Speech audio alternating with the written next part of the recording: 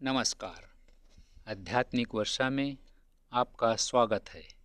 श्रीमद् भगवद गीता के ध्यान योग में आज का श्लोक हमें योग की चरम अवस्था से परिचित कराता है। मन की विजय और चित्त की शांति। श्री कृष्ण कहते हैं, जिसने अपने मन को जीत लिया, जिसका चित्त प्रशांत हो गया, उसके भीतर परमात्मा स्वयं स्थिर हो जाता है। एक साधक के लिए सर्दी, गर्मी, दुख, सुख, मान, अपमान सब समान हो जाते हैं। आइए श्लोक 6.7 को अपने जीवन की स्थिरता के संदर्भ में समझें। ज्ञान के संगम इस आध्यात्मिक वर्षा में आपका स्वागत है। नमस्कार। आज हम श्रीमद् भगवद गीता के 6ठे अध्याय के एक ऐसे श्लोक में उतरने वाले हैं जो सिर्फ एक उपदेश नहीं है, बल्कि कह सकते हैं कि स्वयं को जानने का एक पूरा नक्शा है। बिल्कुल, और ये नक्शा हमें उस अवस्था का रास्ता दिखाता है जहाँ इंसान जीवन के हर उतार चढ़ाव के बीच भी शांत और स्थिर रह सकता है।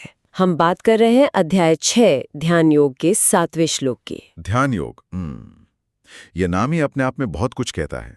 पर इस 7वें श्लोक तक पहुंचने से पहले भगवान कृष्ण अर्जुन के मन को किस तरह तैयार कर रहे हैं, क्योंकि इससे ठीक पहले के श्लोकों में, मतलब 5वें और 6ठे में, मन की एक बहुत ही दिलचस्प तस्वीर खींची गई है। आपने बहुत सही जगह से बात शुरू की है। उन श्लोकों में भगवान ने एक क्रांतिकारी विचार रखा है।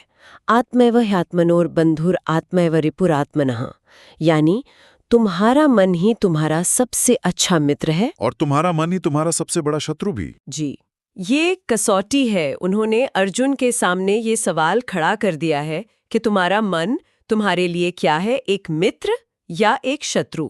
तो ये बात बहुत दिलचस्प है। मतलब ये कोई बाहरी दुश्मन नहीं है जिससे लड़ना है, लड़ाई तो अपने ही अंदर है। तो क्या ये 7वां श्लोक हमें ये बताता है कि उस भीतरी शत्रु को मित्र बनाने की प्रक्रिया क्या है, या फिर नहीं, ये उस जीत का परिणाम बताता है, उस जीते हुए व्यक्ति का लक्षण बताता है।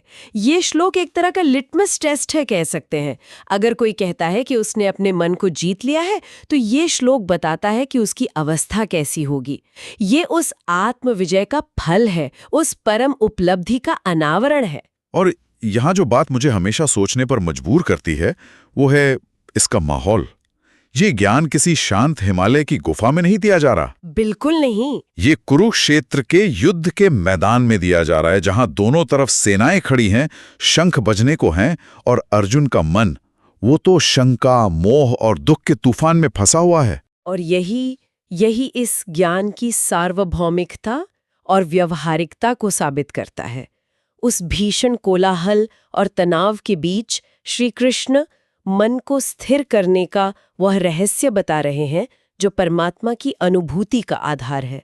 यह दिखाता है कि गीता का ज्ञान सिर्फ सन्यासियों के लिए नहीं है, बल्कि जीवन के कुरुक्षेत्र में लड़ रहे हर व्यक्ति के लिए है। हाँ, चाहे वो एक विद्यार्थी हो, एक कॉर्पोरेट प्रोफेशनल हो या एक गृहस्थ। बिल्कुल। इतनी गहरी भूमिका के बाद अब उन शब्दों को सुनने की उत्सुकता और बढ़ गई है। वो श्लोक क्या है? शांत और गहरे स्वर में, जित आत्मनः प्रशांतस्य परमात्मा समाहितः शीतोष्ण सुख दुखेषु तथा मानापमानयोः। इन शब्दों में ही एक ठहराव महसूस होता है। जो श्रोता देवनागरी से परिचित नहीं है, उनके लिए अगर आप इसे रोमन में भी दोहरा सकें। जी जरूर। धीमे और स्पष्ट रूप से, जितात्मनः प्रशांतस्य परमात्मा समाहितः शीतोष्ण सुख दुखेषु तथा मानापमानयोः। अब इन शब्दों की परतों को खोलते हैं। पहला ही शब्द है जितात्मनः। सुनने में बहुत भारी लगता है, जिसने आत्मा को जीत लिया हो। लेकिन इसका व्यवहारिक अर्थ क्या है? मन को जीतना या स्वयं को जीतना सुनने में एक बहुत बड़ा और लगभग असंभव लक्ष्य लगता है। क्या इसका मतलब अपनी इच्छाओं को दबाना है? ये बहुत ही महत्वपूर्ण सवाल है, क्योंकि अक्सर लोग जीतने का अर्थ दबाने या दमन से लगा लेते हैं। लेकिन यहाँ जित का अर्थ दमन नहीं, बल्कि अनुशासन और समझ है। आत्मन शब्द यहाँ मन, बुद्धि और इंद्रियों के पूरे समूह के लिए आया है। अच्छा। तो जितात्मनः का अर्थ है वो व्यक्ति जिसका अपने मन, बुद्धि और इंद्रियों पर पूरा नियंत्रण है। उसकी इंद्रियां मन के अधीन है, मन बुद्धि के अधीन है और बुद्धि आत्मा के प्रकाश में काम करती है। यह एक सामंजस्य है, दमन नहीं। यानी ये एक तरह की आंतरिक सरकार बनाने जैसा है, जहां बुद्धि प्रधानमंत्री है और मन और इंद्रियां उसके अनुशासित मंत्री हैं, जो प्रजा यानी शरीर का भला करते हैं। भी श्लोक का दूसरा शब्द प्रकट होता है, प्रशांतस्य। प्रशांतस्य यानी उस परम शांत व्यक्ति का। जी। तो ये प्रशांति या परम शांति उस आत्म विजय का सीधा परिणाम है। मतलब हम शांति को सीधे सीधे हासिल नहीं कर सकते, वो एक रिजल्ट के रूप में मिली है। एकदम। प्रशांत शब्द सिर्फ शांत होने से कहीं ज्यादा गहरा है। शांत का अर्थ हो सकता है कि अभी कोई हलचल नहीं है, लेकिन प्रशांत का अर्थ है कि अब हलचल की संभावना ही समाप्त हो गई है। अच्छा, जैसे एक समुद्र जो ऊपर से शांत दिख सकता है पर अंदर लहरें हो सकती हैं। बिल्कुल। प्रशांत वो अवस्था है जब समुद्र अपनी गहराइयों तक स्थिर हो चुका है। ये वो शांति है जो मन को जीतने के बाद ही संभव होती है। जब मन के मांग और वासनाओं का तूफान थम जाता है, तब जो स्थिरता आती है वो है प्रशांति। तो जिसने अपने मन को इस तरह जीत लिया है और जो परम शांत है, उसके साथ क्या होता है? श्लोक आगे कहता है, परमात्मा समाहितः है। परमात्मा तो समझ आता है, सर्वोच्च चेतना, लेकिन समाहिता का क्या विशेष अर्थ है? समाहिता का अर्थ है अच्छी तरह से स्थापित, पूर्ण रूप से केंद्रित या स्थित। यहाँ ये नहीं कहा गया कि उसे परमात्मा मिलते हैं या वह परमात्मा को देखता है। कहा गया है कि परमात्मा उसमें समाहित हो जाते हैं। इसका गहरा अर्थ यह है कि परमात्मा कहीं बाहर से आने वाली चीज नहीं है, वे तो पहले से ही मौजूद हैं। मुझे यहाँ वो झील वाला उदाहरण याद आता है। जैसे एक शांत और साफ झील में चांद का प्रतिबिंब एकदम साफ और स्थिर दिखाई देता है।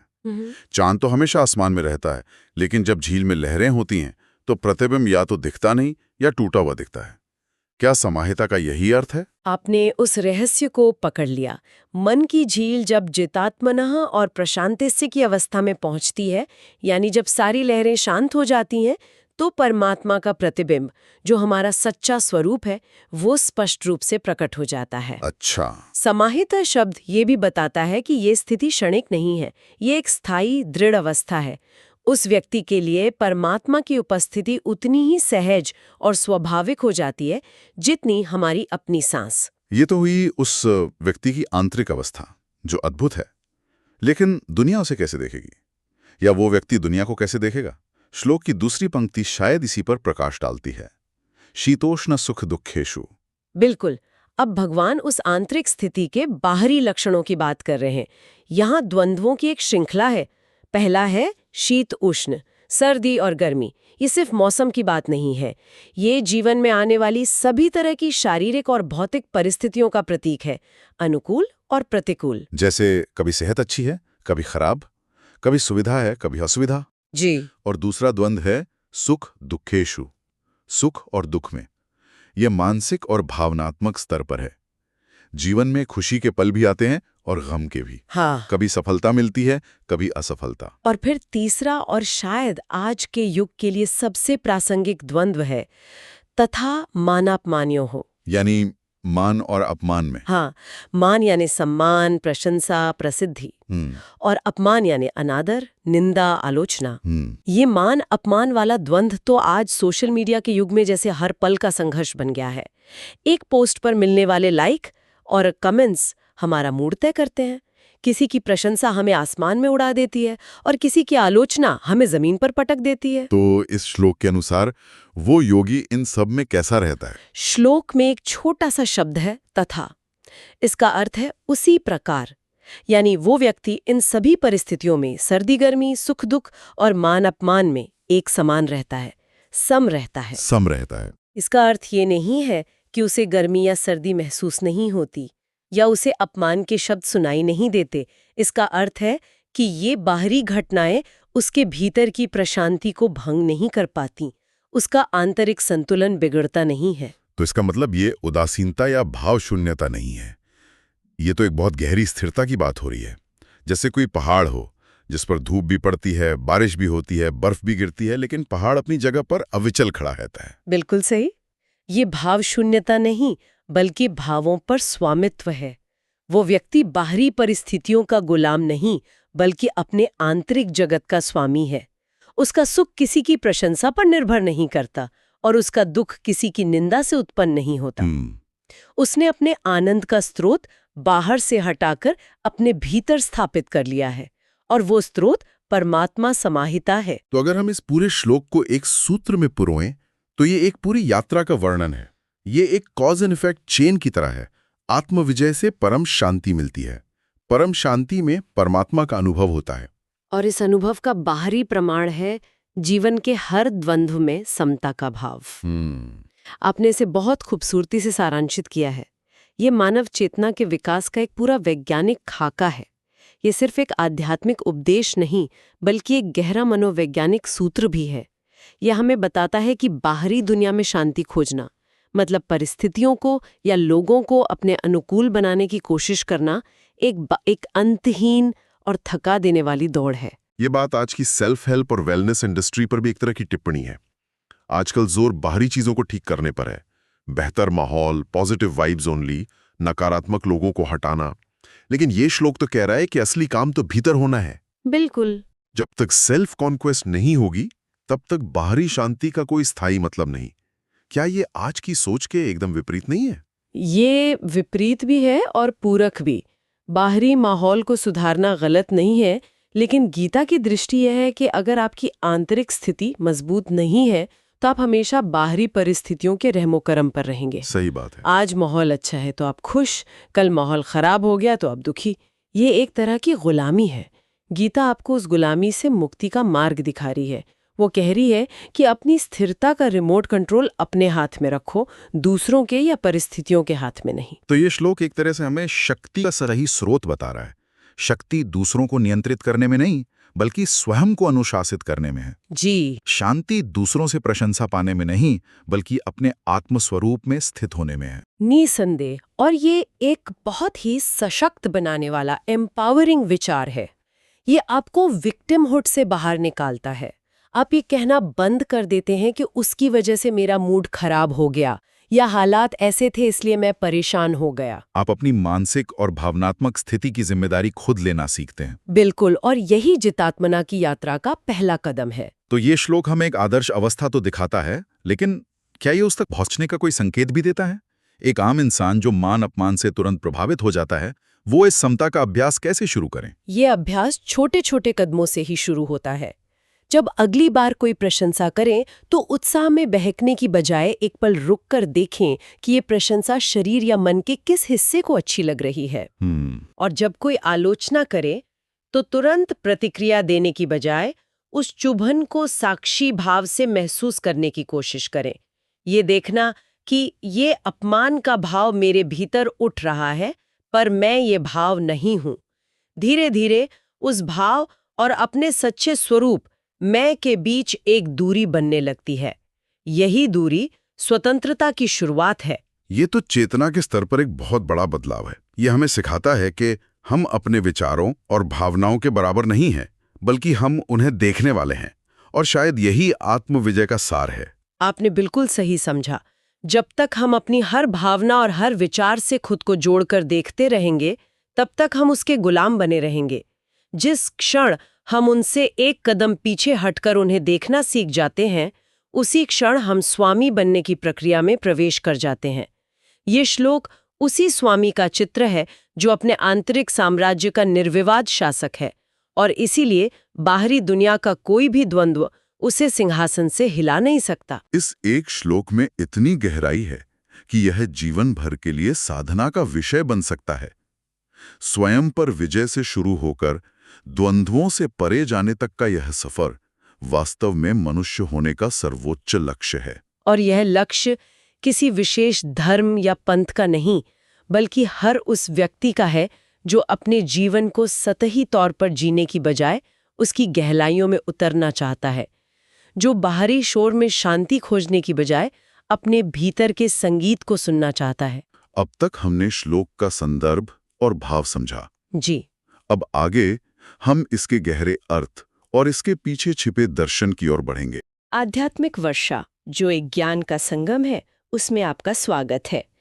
पिछले भाग में हमने श्रीमद् भगवद गीता के 6ठे अध्याय के 7वें श्लोक का संदर्भ और उसका सरल भाव समझा था। हमने ये जाना था कि जिसने अपने मन को जीत लिया है, जो परम शांत है, वो सर्दी गर्मी, सुख दुख, मान अपमान मतलब जीवन के जो भी उतार चढ़ाव है उनमें पूरी तरह स्थिर रहता है और ऐसे ही व्यक्ति में परमात्मा स्थापित हो जाते हैं। अब उसी आधार पर इसके गहरे अर्थ और दर्शन को समझते हैं। ये केवल एक श्लोक नहीं है, बल्कि एक तरह से चेतना के विकास का पूरा विज्ञान है। तो आज इसी सवाल की तह तक जाएंगे। क्या हजारों साल पुराना ये एक श्लोक आज की भागदौड़ भरी जिंदगी में हमारे तनाव और बेचैनी का इलाज कर सकता है? चलिए इसे दर्शन और विज्ञान दोनों की कसौटी पर परख कर देखते हैं। बिल्कुल सही सवाल है और इसका जवाब बहुत दिलचस्प है। देखिए, इस श्लोक की गहराई अलग अलग दार्शनिक दृष्टिकोणों से और भी साफ होती है। हर महान विचारक ने इसे अपने अनूठे ढंग से देखा है, लेकिन कमाल की बात यह है कि सबका सार एक ही है। और वो क्या है? कि आत्म विजय से ही परम शांति और स्थिरता का जन्म होता है। तो चलिए सबसे पहले ज्ञान के मार्ग से इसे समझने की कोशिश करते हैं, जिसे ज्ञान योग भी कहते हैं। इस नजरिए से इस श्लोक का क्या महत्व है? ज्ञान की परंपरा में आदि शंकराचार्य का दृष्टिकोण सबसे प्रमुख माना जाता है। वो कहते हैं कि श्लोक में जो परमात्मा समाहिता लिखा है, उसका असली मतलब है ब्रह्म का साक्षात्कार। अच्छा, मतलब अपने असली स्वरूप को जान लेना। बिल्कुल, अपने असली सच्चे स्वरूप को जान लेना। उनका कहना है कि जब हमारा अंतःकरण यानी मन और बुद्धि पूरी तरह से शांत और निर्मल हो जाता है, एक साफ शीशे की तरह, तब व्यक्ति को अपने असली निर्गुण और निराकार स्वरूप का ज्ञान होता है। एक मिनट, यहाँ एक सवाल मन में आता है। ये सुनने में बहुत इंटेलेक्चुअल लगता है कि मैं शरीर नहीं, मैं मन नहीं, मैं आत्मा हूँ। लेकिन जब असल में कोई अपमान करता है या शरीर को कष्ट होता है तो दुख तो महसूस होता ही है। तो फिर ये समता का भाव, ये बराबरी का एहसास आएगा कहाँ से? अगर आत्मा को दुख नहीं होता तो फिर असल में दुख महसूस कौन कर रहा है? बहुत गहरा सवाल है ये। और शंकराचार्य के अनुसार ये समता उसी ज्ञान का एक स्वाभाविक परिणाम है। ये कोई जबरदस्ती ओढ़ी हुई चादर नहीं है। इसे ऐसे समझिए, जब तक आप एक फिल्म देख रहे हैं और किरदारों से पूरी तरह जुड़ गए हैं, तब तक आप उनके सुख में सुखी और दुख में दुखी होते हैं। सही बात है। लेकिन जिस पल आपको ये एहसास हो जाता है कि अरे ये तो बस एक फिल्म है, मैं तो दर्शक हूं, उसी पल आप उन भावनाओं से ऊपर उठ जाते हैं। आप उन्हें देखते हैं पर उनमें डूबते नहीं। अच्छा, तो ज्ञान योग का मतलब है अपने ही जीवन की फिल्म का दर्शक बन जाना? बिल्कुल। योगी ये जान लेता है कि वो ये शरीर या मन नहीं, बल्कि इनसे परे वो अजर अमर चेतना है जो इन सबको देख रही है। तो फिर बाहरी सुख दुख, मान अपमान उसे कैसे विचलित कर सकते हैं? ये सब तो शरीर और मन के स्तर की घटनाएं हैं, उस साक्षी चेतना के स्तर की नहीं। तो वो इन द्वंद्वों का साक्षी बन जाता है, भागीदार नहीं। सही पकड़ा। दर्द महसूस हो सकता है शरीर के स्तर पर उस दर्द से होने वाला जो दुख है वो खत्म हो जाता है। ये समझना थोड़ा मुश्किल है, पर तर्क संगत लगता है। लेकिन ये काफी अकेला और बौद्धिक रास्ता भी महसूस होता है। क्या उन लोगों के लिए भी कोई रास्ता है जो तर्क से ज्यादा भरोसे या श्रद्धा पर चलते हैं, जिनकी यात्रा दिल से होती है, दिमाग से नहीं? निश्चित रूप से। और यहीं पर भक्ति मार्ग का दृष्टिकोण सामने आता है, जिसे रामानुजाचार्य ने बहुत खूबसूरती से समझाया है। उनका मानना है कि सिर्फ अपने बल पर, अपनी दिमागी कसरत से मन पर विजय पाना और परम शांति प्राप्त करना, ये इंसानी अहंकार का ही एक रूप हो सकता है, और ये अत्यंत कठिन है। उनके अनुसार ये केवल और केवल परमात्मा की कृपा से ही संभव है। यानी यहाँ कर्ता व्यक्ति नहीं, बल्कि ईश्वर की कृपा है। यहाँ तो समीकरण ही बदल गया। हाँ, पूरी तरह से कहानी ही बदल गई। भक्ति मार्ग कहता है कि जब कोई भक्त अपनी सारी कोशिशें छोड़कर पूरी श्रद्धा से, पूरे समर्पण से भगवान के प्रति समर्पित हो जाता है, तो भगवान स्वयं उसके मन की लगाम अपने हाथ में ले लेते हैं। वो उसके हृदय में निवास करते हैं और उसे अपनी शक्ति प्रदान करते हैं। अब आप ही सोचिए, जिसके हृदय में, जिसके जीवन के केंद्र में स्वयं परमात्मा विराजमान हो, उसे संसार के ये छोटे मोटे द्वंद्व या उतार चढ़ाव कैसे परेशान कर सकते हैं? उसके लिए तो देखने का नजरिया ही बदल जाएगा। बिल्कुल। उसके लिए मान अपमान, सुख दुख, सर्दी गर्मी, ये सब भगवान की लीला का हिस्सा बन जाते हैं। वो हर परिस्थिति में ईश्वर की इच्छा देखता है। यहाँ आत्मविजय का साधन जबरदस्ती मन को रोकना नहीं, बल्कि उसे प्रेम से ईश्वर में लगा देना है। यहाँ कृपा ही शक्ति बन जाती है। तो ज्ञान और भक्ति दोनों ही रास्ते एक ही मंजिल पर पहुंच रहे हैं, आंतरिक स्थिरता। एक रास्ता मैं ही ब्रह्म हूं कि अनुभूति से स्थिरता पाता है, दूसरा सब कुछ ब्रह्म की इच्छा है से। क्या कोई ऐसा दृष्टिकोण भी है जो इन दोनों से परे सीधे अनुभव पर आधारित हो, जो समाधि या गहरे ध्यान की अवस्था से जुड़ा हो? हाँ, और वो दृष्टिकोण स्वामी विवेकानंद का है, जो पूरी तरह से अनुभवजन्य है। वे कहते हैं कि ये श्लोक किसी सिद्धांत की बात नहीं कर रहा, बल्कि ये समाधि की अवस्था का एक तरह से सीधा सीधा वर्णन है। जब ध्यान की गहराई में उतरकर मन पूरी तरह से वश में होता है और हमारे भीतर चल रहा विचारों का तूफान थम जाता है, तब हम अपने वास्तविक स्व, अपनी दिव्य आत्मा को अनुभव करते हैं। ये कुछ उन फ्लो स्टेट्स जैसा लगता है जिसके बारे में आजकल बहुत बात होती है। जैसे कोई खिलाड़ी या कलाकार जब अपने काम में पूरी तरह डूब जाता है तो उसे समय का या अपने आसपास का कोई होश नहीं रहता। क्या ये उसी का आध्यात्मिक रूप है? आप इसे आध्यात्मिक अल्टीमेट फ्लो स्टेट कह सकती हैं। उस अवस्था में पहुंचकर कोई भी बाहरी परिस्थिति, चाहे वो कितनी भी मुश्किल क्यों ना हो, उसे डिगा नहीं सकती। स्वामी जी के शब्दों में यही वो अवस्था है जहां मनुष्य का मन इतना स्थिर और शक्तिशाली हो जाता है कि वो ईश्वर तुल्य हो जाता है। और इसी बात को आगे बढ़ाते हुए डॉक्टर एस राधाकृष्णन कहते हैं कि यह आदर्श जीवन की परिपक्व अवस्था है, जहां व्यक्ति बाहरी बिखराव से हटकर आंतरिक एकता और शांति पा लेता है।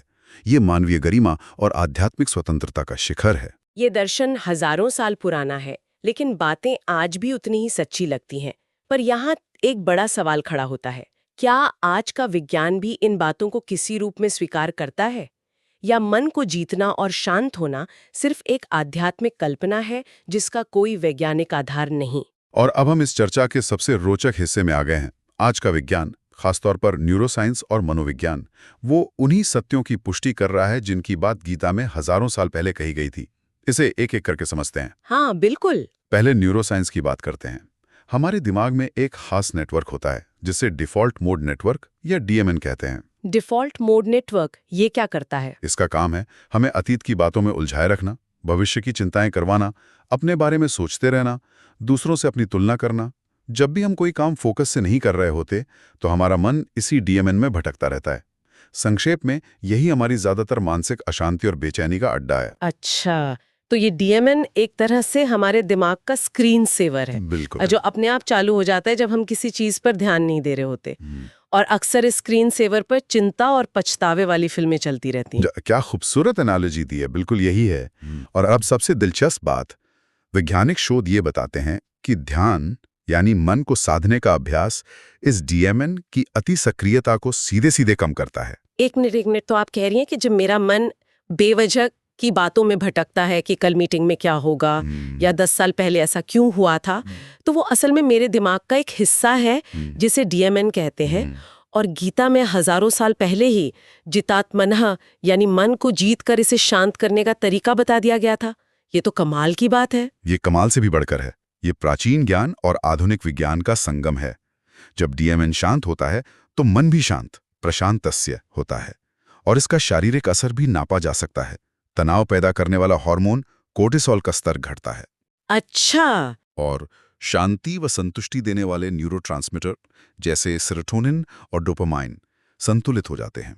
तो जितात्मनः और प्रशांतस्य केवल आध्यात्मिक शब्द नहीं है, बल्कि एक वास्तविक मापने योग्य न्यूरोलॉजिकल अवस्था भी है। मतलब हमारे पूर्वजों को बिना किसी एफएमआरआई मशीन के ये पता था कि मन को साधने से शरीर की पूरी केमिस्ट्री बदली जा सकती है। ये बात दिमाग को चकरा देती है। मन की शांति का एक जैविक प्रमाण है। और मानसिक स्थिरता के बारे में मनोविज्ञान क्या कहता है? उसी से मनोविज्ञान और शारीरिक विज्ञान जुड़ा है। मनोविज्ञान में एक शब्द है ईगो रेजिलियंस, जिसका मतलब है मानसिक लचीलापन। मानसिक लचीलापन? हाँ, यानी मुश्किल हालात में भी अपनी मानसिक स्थिरता बनाए रखने और जल्दी से वापस सामान्य होने की क्षमता। ये ठीक वही बात है जो श्लोक कह रहा है, सर्दी गर्मी मान अपमान में सम रहना। लेकिन ये कहना आसान है, करना बहुत मुश्किल। जब कोई अपमान करता है तो तुरंत गुस्सा या दुख होता है। वो पहली प्रतिक्रिया बहुत स्वाभाविक लगती है। उस घटना और अपनी प्रतिक्रिया के बीच में एक खाली जगह कैसे बनाई जाए? इसी का जवाब एक बहुत प्रसिद्ध मनोवैज्ञानिक विक्टर फ्रैंकल ने दिया था। जो खुद नाजी कैंपों की भयावहता से गुजरे थे। उन्होंने कहा था, हर घटना और हमारी प्रतिक्रिया के बीच एक खाली जगह होती है। उसी जगह में हमारी अपनी प्रतिक्रिया चुनने की आज़ादी और हमारी तरक्की छिपी होती है। वाह।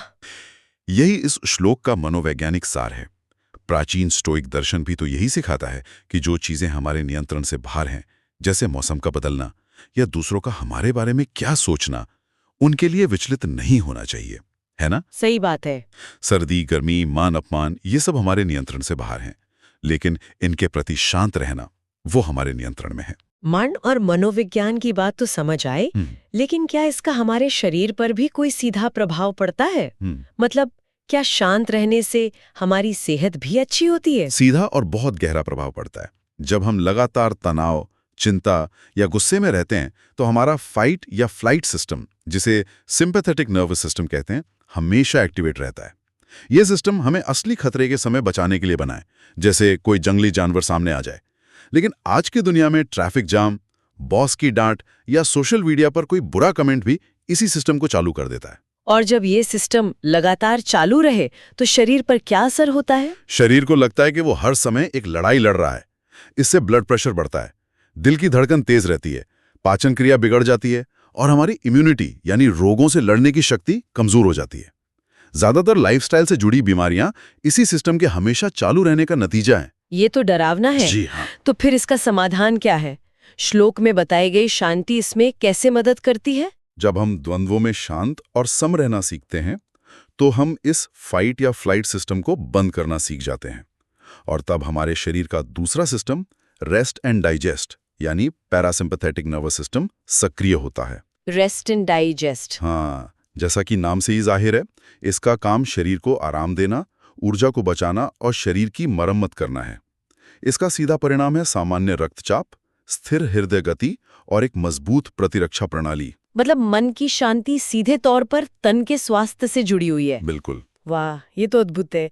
ऐसा लगता है जैसे हमारे ऋषियों ने चेतना की प्रयोगशाला में बैठकर वो सब कुछ खोज निकाला था जिसे आज का विज्ञान अपने उपकरणों की मदद से धीरे धीरे साबित कर रहा है। मन, एकाग्रता और शारीरिक स्वास्थ्य, ये तीनों ही पहलू एक ही धागे से जुड़े हैं। एक सूत्र है, आप देखें, आज माइंडफुलनेस और कॉग्निटिव बिहेवियरल थेरेपी यानी सीबीटी जैसी आधुनिक तकनीकें कितनी लोकप्रिय हैं। ये सब क्या है? ये इसी शाश्वत ज्ञान की एक तरह से पुनर्खोज ही तो हैं। वे हमें यही सिखाती हैं कि अपने विचारों से दूरी कैसे बनाएं, परिस्थितियों पर अपनी प्रतिक्रिया कैसे चुनें और जीवन के द्वंद्वों में समता कैसे साधें। तो ये मानव मनोविज्ञान का विज्ञान है। बिल्कुल। तो ये कहना गलत नहीं होगा कि ये ज्ञान सार्वभौमिक और शाश्वत है, जो किसी एक धर्म या संस्कृति तक सीमित नहीं है। बिल्कुल नहीं।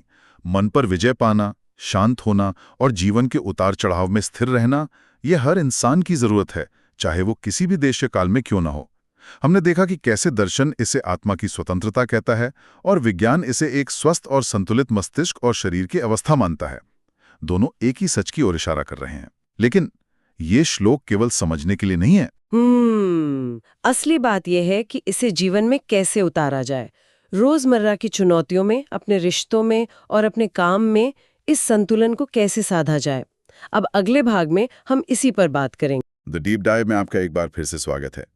पिछली बार हमने श्रीमद् भगवद गीता के अध्याय 6 श्लोक 7 के दार्शनिक पहलू पर बात की थी। जितात्मनः प्रशांतस्य परमात्मा समाहितः, मतलब जिसने मन को जीत लिया है, जो शांत है, उसके लिए परमात्मा हमेशा मौजूद है। ये सुनने में बहुत गहरा लगता है, एक आदर्श स्थिति। जी बिल्कुल। लेकिन आज हम इस विचार को, इस आदर्श को आसमान से उतारकर अपनी जमीन पर लाएंगे। हम सब अपनी जिंदगी में एक संतुलन चाहते हैं, है ना? पर हमारी जिंदगी, हमारा काम, हमारे रिश्ते, हमारी अपनी भावनाएं, ये सब लगातार हमें संतुलन से बाहर फेंकती रहती हैं। सही कहा। तो सवाल यह है कि क्या ये हजारों साल पुराना ज्ञान आज की इस भागदौड़ भरी, तनावपूर्ण जिंदगी में क्या वाकई हमारा सहारा बन सकता है? चलिए आज इसी की गहराई में उतरते हैं। तो शुरुआत करते हैं सबसे मुश्किल मैदान से, खुद हमारा अपना मन। हम सब जानते हैं कि हमें शांत रहना चाहिए, पर असल में ये शांति पाएं कैसे? क्या कुछ ऐसे छोटे प्रैक्टिकल कदम हैं जिनसे कोई भी शुरू कर सकता है? बिल्कुल। और यही इस ज्ञान की खूबसूरती है। ये सिर्फ दर्शन नहीं है, ये एक, यूं समझिए कि एक प्रैक्टिकल टूल किट है। अच्छा। शुरुआत के लिए 2 बहुत ही सरल अभ्यास है। पहला है साक्षी भाव का अभ्यास, जिसे आज की भाषा में माइंडफुल ऑब्जर्वेशन कहते हैं। Mindful observation. हाँ, दिन में कहीं भी बस 5 मिनट शांत बैठ जाएं और अपनी आंखों के पीछे जो विचारों का ट्रैफिक चल रहा है ना, उसे बस देखें। मतलब उन्हें रोके नहीं, टोके नहीं, बस एक ट्रैफिक पुलिस वाले की तरह देखते रहें कि कौन सा विचार आ रहा है, कौन सा जा रहा है। मतलब उन्हें अच्छा या बुरा, सही या गलत कुछ भी जज नहीं करना है। बिल्कुल नहीं। जैसे ही आप जज करते हैं, आप उस ट्रैफिक में फंस जाते हैं। बस देखना है। ये अभ्यास धीरे धीरे आपको आपके विचारों से एक दूरी बनाना सिखाता है। यही जितात्मना यानी मन को जीतने की पहली सीढ़ी है। आप समझने लगते हैं कि आप विचार नहीं हैं, आप तो विचारों को देखने वाले हैं। अच्छा। और दूसरा अभ्यास है कृतज्ञता डायरी। इसके बारे में मैंने सुना तो है, पर क्या ये वाकई इतना असरदार होता है? ये वैज्ञानिक रूप से सिद्ध हो चुका है। देखिए, हमारा मन, उसकी डिफॉल्ट सेटिंग नकारात्मक चीजों पर ज्यादा ध्यान देने की होती है। हाँ, ये तो है। रात को सोने से पहले सिर्फ 3 ऐसी चीजें लिखना जिनके लिए आप आभारी हैं, ये आपके मन की प्रोग्रामिंग को बदलता है। ये मन को सुख दुख, सफलता असफलता के झूले में झूलने से निकालकर एक स्थिर कृतज्ञता के धरातल पर ले आता है, और यही शांति का आधार बनता है। ये साक्षी भाव और कृतज्ञता की बात समझ में आती है, पर ये तब तक है जब तक जीवन सामान्य चल रहा हो। पर जब किसी को एंग्जाइटी अटैक आता है या अचानक कोई बहुत बुरी खबर मिलती है, तो मन इतना हावी हो जाता है कि ये सब ज्ञान याद ही नहीं रहता। उस तीव्र भावनात्मक तूफान के बीच में कोई इस श्लोक को कैसे याद करे? आपने बहुत ही असली, बहुत जरूरी सवाल पूछा है। उस तूफान के बीच में एक ज्ञान याद नहीं आता, अभ्यास काम आता है। अभ्यास? हाँ, उस क्षण के लिए एक इमोशनल फर्स्ट एड तकनीक है जो इसी श्लोक से निकलती है। जैसे ही कोई तीव्र भावना, गुस्सा, डर, चिंता उठे, बस एक पल रुककर खुद से एक सवाल पूछें। क्या सवाल? इस वक्त, इस परिस्थिति में क्या मेरे नियंत्रण में है? और ज्यादातर जवाब नहीं ही होगा। ट्रैफिक जैम, किसी की कही बात। बिल्कुल। बॉस का मूड, ये हमारे नियंत्रण में नहीं है, लेकिन हमारी प्रतिक्रिया, हमारे अगले शब्द, हमारा अगला कदम, वो हमेशा हमारे नियंत्रण में है ना? हाँ, वो तो है। बस ये एक सवाल, ये आपको भावना के ऑटो पायलट मोड से निकालकर चेतना के ड्राइवर सीट पर बिठा देता है। यही प्रशांतस्य यानी शांत चित्त होने का प्रैक्टिकल तरीका है। आप बाहरी उथल-पुथल के बावजूद अपने अंदर का नियंत्रण नहीं खोते। अपनी प्रतिक्रिया को नियंत्रित करना, इस सुनने में जितना सरल है, शायद करने में उतना ही मुश्किल, खासकर जब बात रिश्तों की हो। सही कहा। वहाँ भावनाएं और भी उलझी होती हैं, क्योंकि सामने कोई अजनबी नहीं, अपना होता है। बिल्कुल। और रिश्तों में तो ये ज्ञान संजीवनी की तरह काम करता है।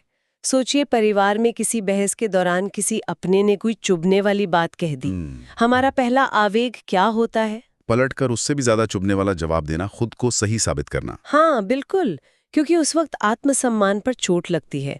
ऐसा लगता है जैसे चुप रह गए तो हार जाएंगे। और यही गीता कहती है, मानापमानेयो, यानी मान और अपमान में समता का भाव रखो। ये चुप रहने या हार मानने की बात नहीं है, ये रिस्पॉन्ड करने और रिएक्ट करने के बीच का अंतर समझने की बात है। रिस्पॉन्ड करना, रिएक्ट नहीं करना। हाँ। तत्काल प्रतिक्रिया देने के बजाय अगर हम बस 10 सेकंड रुक जाएं और उस व्यक्ति के नजरिए से सोचने की कोशिश करें कि उसने ऐसा क्यों कहा होगा, तो हम उस रिश्ते को एक स्थायी दरार से बचा सकते हैं। हम समस्या पर हमला करते हैं, व्यक्ति पर नहीं। ये बात वैवाहिक जीवन के लिए तो और भी ज्यादा जरूरी हो जाती है, जहां छोटी छोटी बातें रोज की बात होती हैं। वहां इस संतुलन को कैसे बनाए रखा जाए? वहां ये सिद्धांत रिश्ते की नींव को मजबूत करता है। हाँ। पति पत्नी के रिश्ते में सुख दुख के कई दौर आते हैं। कभी आर्थिक संकट का शीत, तो कभी किसी सफलता का ओष्ण। हाँ। अगर दोनों साथी आत्मनियंत्रण और शांति का अभ्यास करें, तो वे मुश्किल समय में एक दूसरे पर दोष मढ़ने की बजाय एक दूसरे का सहारा बन जाते हैं। वे समस्या को एक बाहरी मौसम की तरह देखते हैं, ना कि एक दूसरे की गलती की तरह। और बच्चों के पालन पोषण के बारे में क्या कहेंगे? हम अक्सर उनकी सफलता पर बहुत ज्यादा खुश और असफलता पर बहुत ज्यादा निराश हो जाते हैं। शायद हम अपना मानक मान उनसे जोड़ लेते हैं। बिल्कुल यही होता है। जब बच्चा परीक्षा में अच्छे अंक लाता है तो हम उसे हीरो बना देते हैं, और जब बुरे अंक लाता है तो हम निराश हो जाते हैं। दोनों ही चरम प्रतिक्रियाएं बच्चे पर दबाव डालती हैं। तो संभाव कैसे रखें? संभाव से उसका मार्गदर्शन करना, बहुत अच्छा किया, और अगर अच्छा नहीं हुआ तो कोई बात नहीं, हम मिलकर देखेंगे कि कहाँ कमी रह गई। ये उसे सिखाता है कि सफलता असफलता जीवन का हिस्सा है, उसकी पहचान का हिस्सा नहीं। इससे बच्चा लचीला बनता है और जीवन की चुनौतियों का सामना करने के लिए मानसिक रूप से मजबूत होता है। लेकिन इन गहरी बातों को बच्चों को उनकी भाषा में कैसे समझाएं? समभाव और जितात्मनः जैसे शब्द तो उनके सिर के ऊपर से निकल जाएंगे। बहुत ही प्यार से, एक कहानी की तरह एक माँ या बहन बच्चे को कह सकती है, बेटा देखो, जैसे कभी धूप होती है और कभी छाँव, कभी गर्मी लगती है और कभी ठंडी, वैसे ही जिंदगी के खेल में भी कभी जीत होती है कभी हार। दोस्तों में भी कभी कोई तुम्हारी तारीफ करेगा तो कभी कोई कुछ ऐसा कह देगा जो तुम्हें अच्छा ना लगे। ये सब बाहर के मौसम की तरह है जो आते जाते रहते हैं। अच्छा। सबसे जरूरी ये है कि तुम अंदर से खुश और मजबूत रहो। तुम्हारा मन तुम्हारा सबसे अच्छा दोस्त है, उसे शांत रखना सीखो। ये सादगी भरी बात उनके मन में संतुलन का बीज बो देगी। जैसे जैसे हम बात कर रहे हैं मुझे एक बहुत ही जटिल और संवेदनशील स्थिति याद आ रही है, जिससे शायद कई लोग गुजरते हैं पर कभी बात नहीं करते। कहिए। क्या होता है जब कोई व्यक्ति एक समर्पित रिश्ते में, जैसे विवाह में, होते हुए भी किसी और के प्रति एक तीव्र आकर्षण महसूस करता है? वो भावनाओं का एक ऐसा तूफान होता है जो सब कुछ बिखेर सकता है। क्या गीता की शांति की बात वहां भी लागू होती है? ये एक उत्कृष्ट और बहुत ही साहसी प्रश्न है, और गीता की महानता यही है कि वो जीवन की ऐसी वास्तविक जटिलताओं से मुंह नहीं मोड़ती। अच्छा। ऐसी स्थिति में ये श्लोक एक आंतरिक राजनयिक की तरह मार्गदर्शन करता है, एक नैतिक कंपास बन जाता है। यहाँ भी वही सिद्धांत लागू होते हैं, बस और ज्यादा गहराई से। कैसे? मतलब इसके क्या चरण हो सकते हैं? इसके 5 चरण हो सकते हैं। पहला, मन को जीतें, यानी जितात्मनः। उस आकर्षण के पहले आवेग में बहकर कोई फैसला ना करें, कोई कदम ना उठाएं। बस रुक जाएं। हाँ, बस रुकें और खुद से पूछें, ये भावना क्यों उठी है? क्या ये क्षणिक इच्छा है या मेरे वर्तमान रिश्ते में किसी गहरी कमी का संकेत है? आवेग पर प्रतिक्रिया न करना ही पहली और सबसे बड़ी जीत है। और दूसरा कदम? दूसरा, शांत चित्त से विचारें। प्रशांतस्य। भावनाओं के तूफान में कभी भी जीवन के बड़े निर्णय नहीं लेने चाहिए। शांत होकर एकांत में अपने मूल्यों, अपनी प्रतिबद्धताओं और इस रास्ते पर चलने के दूरगामी परिणामों के बारे में सोचें। अपने साथी पर, अपने परिवार पर और खुद पर इसका क्या असर होगा।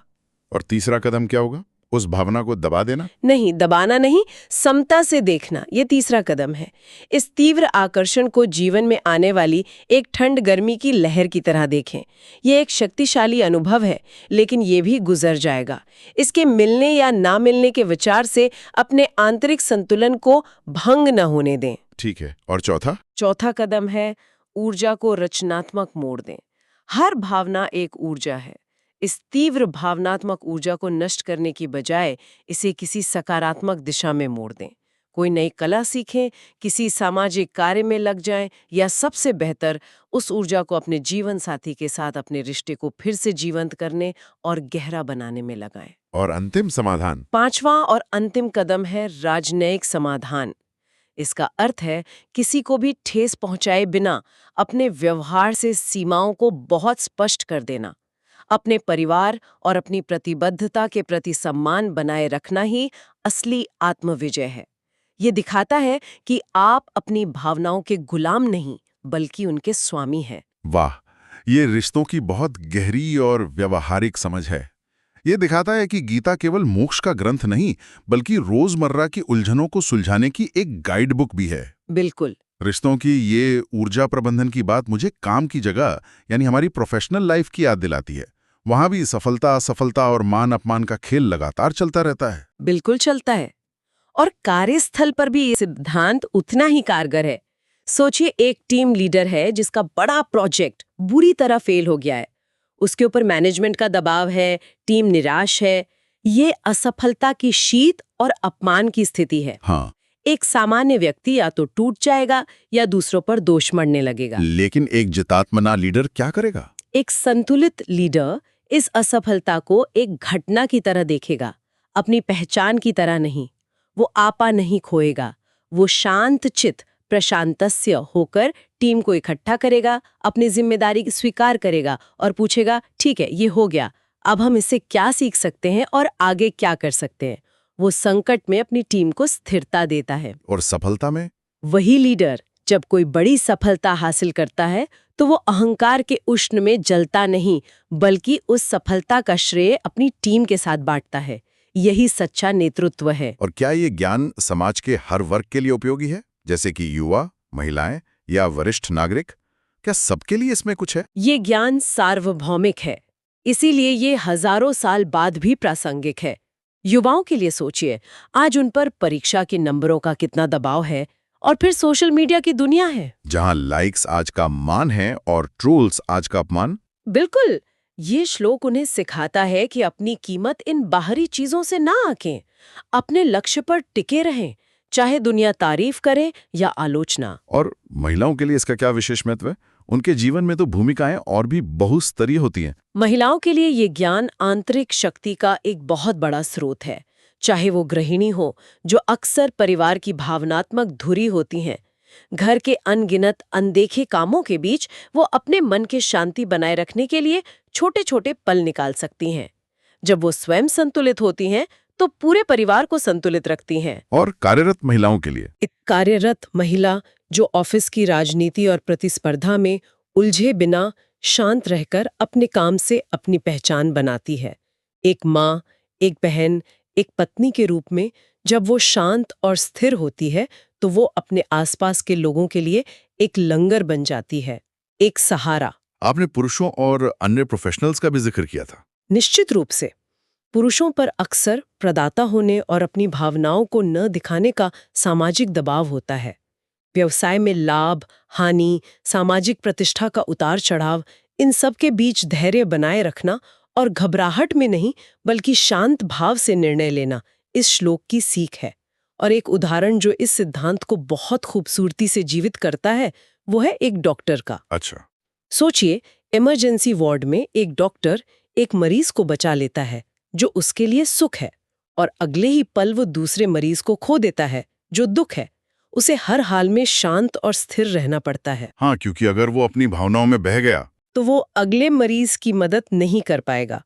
उसे हर क्षण जितात्मन और प्रशांत बने रहना होता है।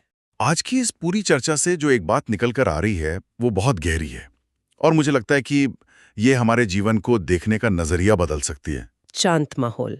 इस श्लोक की सबसे बड़ी सीख यही है, मन जहां जुड़ता है वही जीवन की दिशा तय करता है।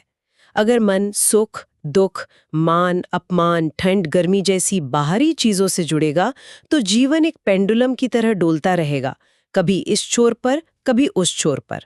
लेकिन अगर मन सही जगह जुड़ जाए, यानी अपनी आंतरिक शांति और आत्मस्वरूप से, तो जीवन अपने आप संतुलन सीख लेता है। बाहरी दुनिया में लहरें उठती रहेंगी पर आपके अंदर का सागर शांत रहेगा। आज की बातचीत से एक विचार जिसे हम सभी अपने साथ लेकर जा सकते हैं, हर परिस्थिति में अपनी प्रतिक्रिया चुनने की स्वतंत्रता ही हमारी सबसे बड़ी शक्ति है। परिस्थितियां हमारे नियंत्रण में नहीं हो सकती, पर हमारी प्रतिक्रिया हमेशा हमारे हाथ में होती है। आज किसी छोटी सी बात पर, ट्रैफिक में फंसने पर या किसी की हल्की सी आलोचना पर इसे अमल में लाने का प्रयास जरूर करें।